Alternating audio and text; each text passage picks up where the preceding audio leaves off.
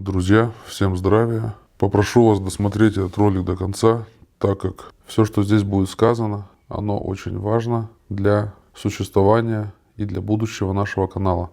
Поясню данное сообщение от YouTube.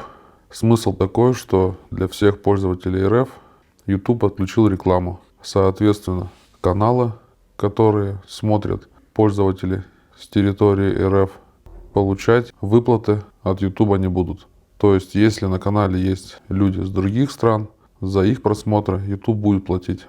За жителей РФ YouTube платить не будет. Соответственно, львиная доля дохода, которую получал канал от YouTube, от Google, будет потеряна. Я понимаю, что для кого-то это вообще ни о чем не говорит, и кому-то, грубо говоря, по барабану. Но тем, кто не безразличен к данной ситуации, кому важно дальнейшее существование канала и будущее канала и его развитие, могут, несмотря на данный запрет, продолжать способствовать получению дохода от YouTube. Сейчас я перечислю способы, как можно помочь нашему каналу, и не только нашему, а вообще любым каналам, любым блогерам, которые вам не безразличны, которых вы смотрите. Первое, что может сделать любой человек, обладающий телефоном, так как больше 70% пользователей смотрят видео именно со своих телефонов, это скачать любое приложение VPN, и это приложение предлагает вам подключиться от сервера какой-нибудь страны зарубежья.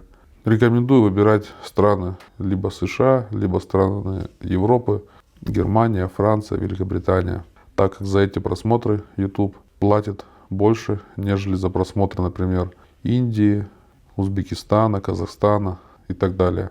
Открываете приложение VPN, подключаетесь, например, к Германии, заходите в YouTube и просматриваете ролик. Затем можно приложение выключить.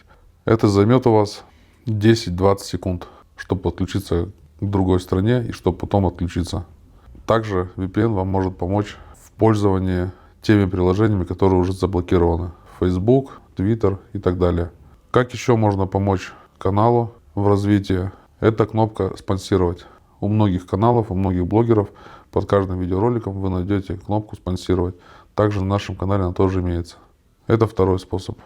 Ну и третий способ – это благотворительность, или как это принято называть, донаты по реквизитам того или иного канала. У нас на канале также есть реквизиты, карта Сбербанк, Kiwi кошелек, по которым можно поддержать наш канал.